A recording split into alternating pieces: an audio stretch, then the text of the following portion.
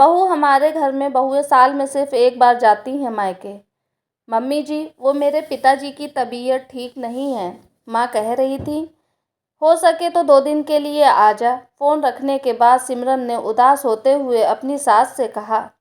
अभी उसकी बात पूरी भी नहीं हुई थी कि इतने में ननद सलोनी टोकते हुए बोल पड़ी, भाभी, ये तो आपका रोज का हो गया। कभी मायके में माँ बीमार है, तो कभी पिताजी, तो कभी कुछ और फंक्शन है। रोज रोज मायके जाने का कोई न कोई अच्छा बहाना आप ढूंढ ही लेती हो। ननद की बात सुनकर सिमरन हैरानी से बोली, दीदी, भला कोई बेटी अपनी माँ पिताजी की बीमारी का भी झूठा बहाना बनाती है क्या?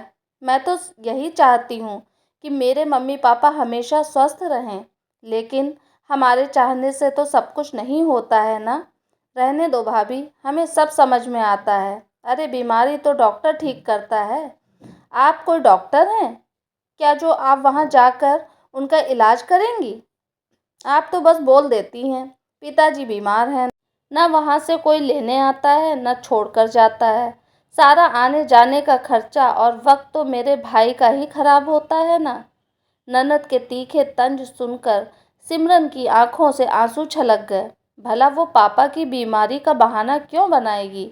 मन ही मन सोच रही थी, ये तो आपकी शादी के बाद ही पता चलेगा कि बेटियां मायके जाने के लिए बहाना बनाती हैं या नहीं। लेकिन ननद के मुंह न लगते हुए सिमरन अपनी सासू माँ से बोली, मम्मी जी, घर का तो काम हो गया है, मैं अकेले ही ऑटो करके चली जाऊंगी। इन्हें साथ जाने की ज़रूरत नहीं है और जल्दी आने की कोशिश करूंगी।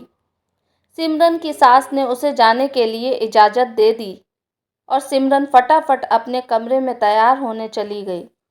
सिमरन की सास स्वभाव से बहुत सीधी थीं, लेकिन उनकी बेटी सलोनी स्वभाव से बहुत खड़ूस टाइप की थी। बात बात में किचकिच करना, कलेश करना, अपनी बात को ऊपर रखना और बेवजह की रोक टोक करना, ये सब गुण उसमें थे। अपने भाई की शादी के 6 महीने बाद ही सलोनी की सगाई हो गई थी।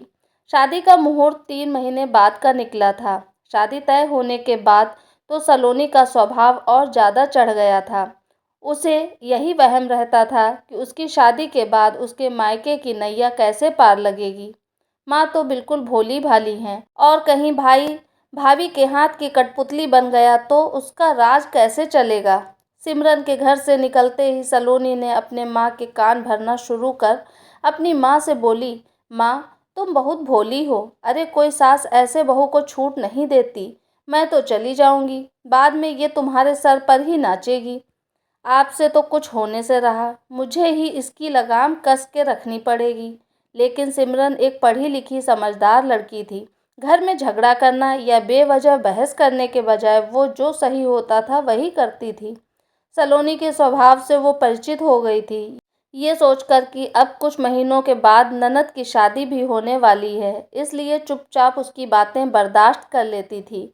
देखते देखते सलोनी की शादी के दिन भी नज़दीक आ गए। सलोनी अपनी शादी की सारी शॉपिंग खुद ही करती थी। भाभी पर तो उसे विश्वास ही नहीं था। फिर भी सिमरन बाकी की तैयारियां पूरी जिम्मेदारी से कर रही थी। मेहंदी के दिन सलोनी हाथों में मेहंदी लगाए बैठी थी। उसकी माँ मेहमानों के आओ भगत में लगी थी। सलोनी को भूख लगी थी, लेकिन अपने हाथों से तो वो कुछ खा भी नहीं सकती। तो क्या करूं, यही सोच रही होती है कि तभी सिमरन हाथ में खाने की प्लेट लेकर कमरे में आई और बोली, दीदी, आपको भूख लगी होगी, लाओ मैं खाना खिला दूं। बाद में संगीत का प्रोग्राम भी शुरू हो जाएगा। सिमरन ने निवाला तोड़कर प्यार से सलोनी की ओर बढ़ाया तो सलोनी की आंखें छलक आईं। आज पहली बार बिना किसी बहस के सलोनी ने चुपचाप अपनी भाभी का कहा मान लिया। जैसे जैसे विदाई का वक्त नज़दीक आ रहा था, सलोनी को ऐसा लग रहा था कि जैसे बहुत कुछ पीछे छूटता जा रहा है। जिस भाभी को हर पल वो नीचा दिखाने की कोशिश करती रहती थी, आज वो भाभी उसकी हर चीज़ का ध्यान रख रही है। उसी भाभी के हाथों में अपने मायके की डोर सौंप कर उसे जाना पड़ रहा था। विदाई का समय भी आ गया और सलोनी ससुराल चली गई। कुछ दिनों बाद सलोनी अपने पति विकास के साथ घूमने बाहर गई थी। वहाँ उसके पति ने सबके लिए तोहफे लिए, तो सलोनी ने भी अपनी माँ के लिए एक गर्म शॉल ले लिया।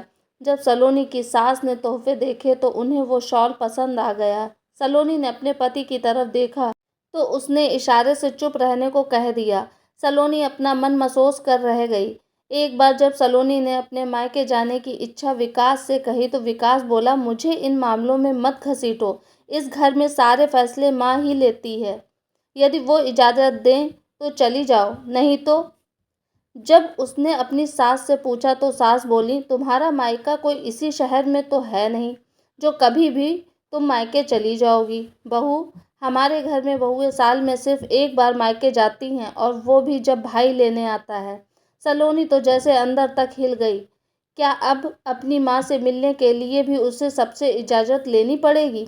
मुश्किल से 6 महीने बाद सलोनी अपने मायके आ पाई। इस बार उसका स्वभाव अपनी भाभी के साथ बहुत ही नर्म था, जिसका सिमरन को भी आश्चर्य हो रहा था। जितने दिन सलोनी वहाँ रही, सिमरन सलोनी की पसंद का खाना बनाती और बहुत प्यार से बातें करती। 10 दिन बाद विकास सलोनी को लिवाने आ गया। कुछ दिनों बाद फ़ोन पर सलोनी के भाई ने बताया कि माँ की तबीयत ठीक नहीं है। सलोनी का मन अपनी माँ को देखने के लिए टूट रहा था। उसने अपनी सास से मायके जाने की इजाज़त मांगी तो सास ने साफ शब्दों में कह दिया, बहू, मैं सब समझती हूँ। ये सब तो काम से छुटकारा पाकर मायके जाने के बहाने हैं। अरे वहाँ तुम्हारे भाई भाभी हैं ना संभालने के लिए। तुम कोई डॉक्टर हो जो अपनी माँ का इलाज करोगी? ये सुनकर सलोनी की आंखों से आंसू छलक आए। उसे आज अपनी भाभी के लिए कहे अपने शब्द याद आने लगे। वो रोते हुए बस यही कह रही थी कि मैं बहाने नहीं बना रही। भला कोई बेटी माँ की बीमारी का भी बहाना बनाती है क्या? बहुत कहने पर विकास उसे लेकर चला तो गया, लेकिन इस शर्त पर कि आगे से कोई लेने आएगा तभी मायके जाना। इस बार वो अपनी भाभी के गले लगकर बहुत रोई। भाभी, आप ठीक कहती थीं, बेटियां मायके जाने के लिए बहाने नहीं बनाती। सिमरन ने कसकर उसे गले लगा लिया। आज वो अपनी ननद को अपनी जगह खड़े देख रही थी, लेकिन उसके मन में कोई मलाल नहीं था। उसे आज सलोनी में अपनी ननद नहीं, एक बेटी नज़र आ रही थी जो कोई बहाना नहीं बना रही थी। दोस्तों, ये था मेरा आज का वीडियो, जो आपको कैसा लगा। उम्मीद है वीडियो पसंद आया होगा। अगर आप मेरे चैनल पे नए हैं तो प्लीज़ मेरे चैनल को सब्सक्राइब कीजिए, ताकि आने वाले वीडियो का नोटिफिकेशन आपको मिल सके। वीडियो पूरा देखने के लिए आपका बहुत बहुत धन्यवाद।